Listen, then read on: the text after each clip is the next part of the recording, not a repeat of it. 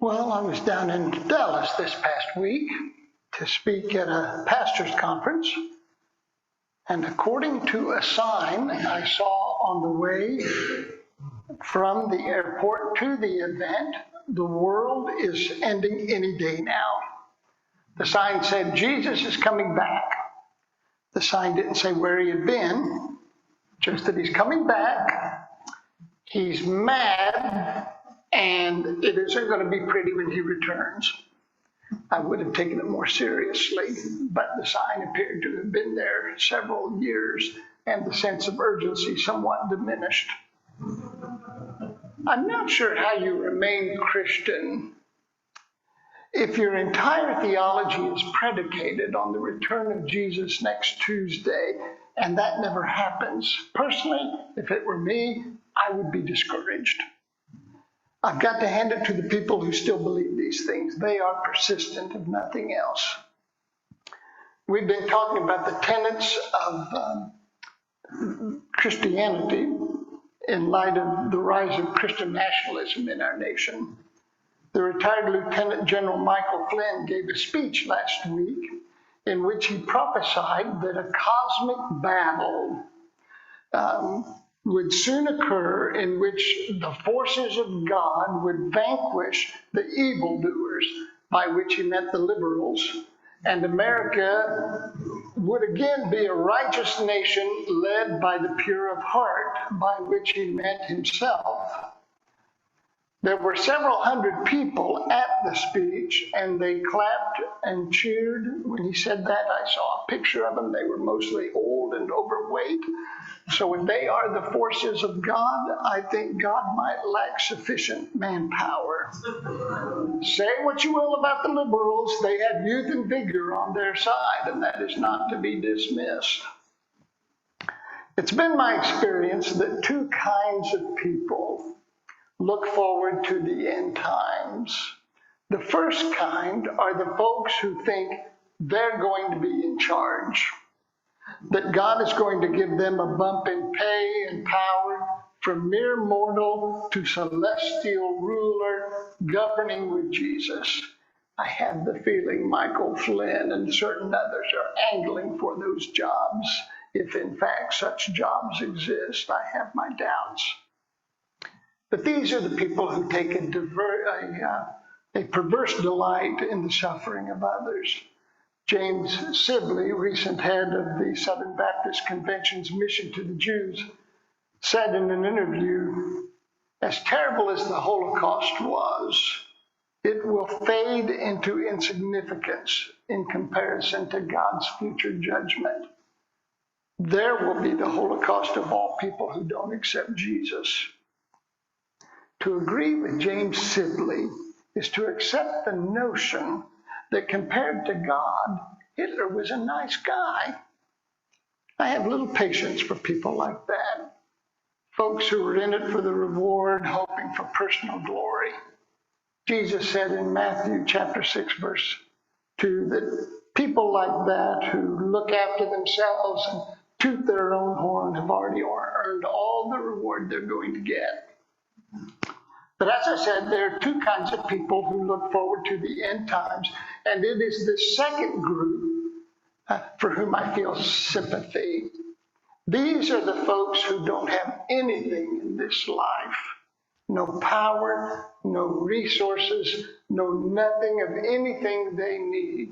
These are the folks who can't catch a break, who get paid a pittance on Friday and are out of money by Saturday, whose lives are one miserable moment after another. I had neighbors like that growing up. It seemed like every day they lived was tainted by struggle and hardship and bad luck. And I would go over and visit with them sometime on their front porches and just talk with them and listen, mostly listen because I was just so young. But they would talk incessantly about Jesus coming back, and I'd walk away thinking they were crazy.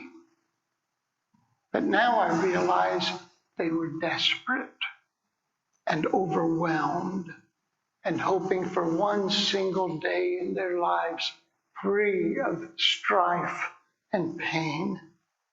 All they wanted was for the sun to cast a little light on their lives, which it never seemed to do. Their lives were always just cloud and rain.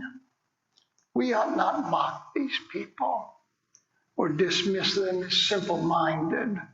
We can doubt their theology, but we dare not mock them for wanting just a dab of what so many of us have in spades. From the day I was born, I've gotten all the justice I've ever needed. I've gotten all the resources I've ever needed, all the support, all the encouragement I've ever needed. I dare not mock someone who pleads with Jesus to return so they can have just a taste of the banquet I've feasted on for years. Wouldn't that be cruel and unkind for me to do that? Of course it would be. The language of end times that we encounter in the Bible is found primarily in three places. The book of Daniel, especially the last half of it in the Old Testament, the 13th chapter in the Gospel of Mark, and the book of Revelation. Those passages have something in common. They were all written during times of great persecution and suffering, when the people of God were harmed greatly by unscrupulous rulers. These passages were written to provide hope to their readers, to remind them as bleak as things seemed. Hold on. Don't lose faith. God will triumph. Your suffering will end. The clouds of injustice will part, and the sun of righteousness will once again shine. Remember this, apocalyptic literature is never written to or by people at the top of the heap. It's always for the people at the bottom who are suffering. It helps us to think of apocalyptic writing as the biblical equivalent of the Black Lives Matter or the Me Too movement. It is people crying out for justice, calling upon God, needing to be heard. That its language has been manipulated, misused, and monetized by corrupt preachers and politicians does not lessen the sincerity of those people who desperately yearn for and deserve better times. Well, I don't believe apocalyptic literature is a sound foundation for public policy. I wouldn't, for instance, advocate ignoring the debt ceiling in hopes of hastening a global economic collapse and speeding up the return of Jesus. I do believe the longing for justice that underlies end-time language is something we cannot and should not ignore. The moment we tune out the lament of the poor and the oppressed is the same moment we stop being decent human beings. It's the same moment we stop being decent human beings. If poor people gather in their church and sing and pray for Jesus to return, it is not our place to ridicule their lack of theological sophistication. It is our place to ask them only, how can I lessen your burden? How can I bring a little feast to your famine? I don't know if Jesus will ever arrive on the clouds in celestial majesty. I simply don't know. I tend not to think so. I think he'll come back like this dog I saw at the airport on Friday night down in Dallas. Storm had blown up, and it just shut down the whole airport. Our flight was delayed 3 hours, but it was that miserable 3 hours because you're looking at your phone, seeing if you can't get a room for the night somewhere, and then looking at flights for the next day. And seeing that they're full too. So it was just a miserable 3 hours. People were cranky and hungry and tired, complaining, cursing American Airlines under their breath. Children were crying. Mothers and fathers were exasperated. And here was this dog right in the midst of it, this dog whose trainer had fallen asleep.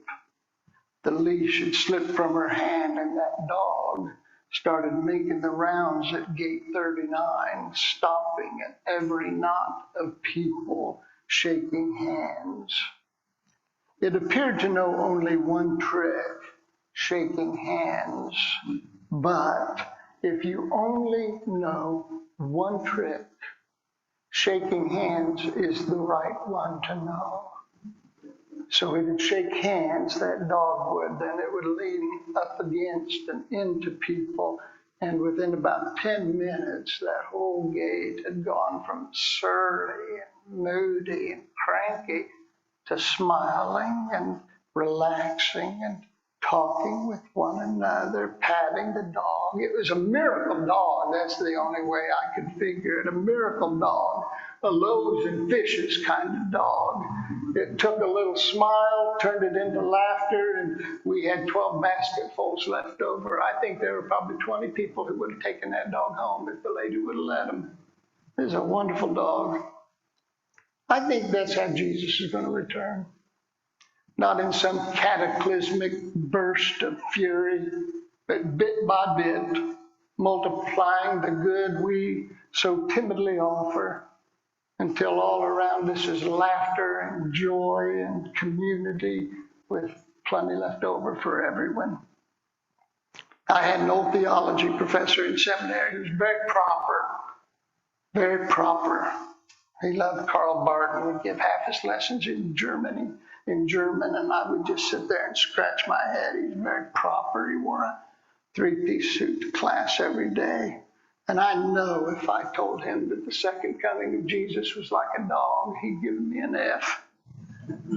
But he died last year, that man did. And it takes me great pleasure to realize that he has now learned that Jesus is like unto a border collie at gate C39, moving among us, rubbing against us, leaving us better.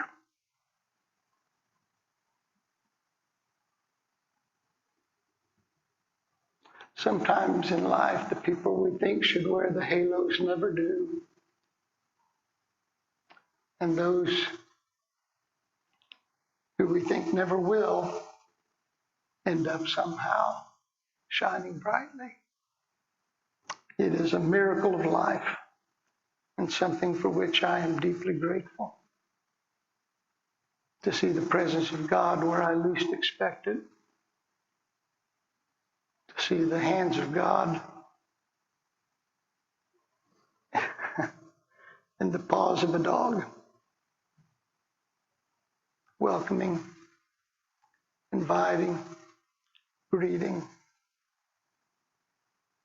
It is a miracle of life, I tell you, to be alive and to see these things.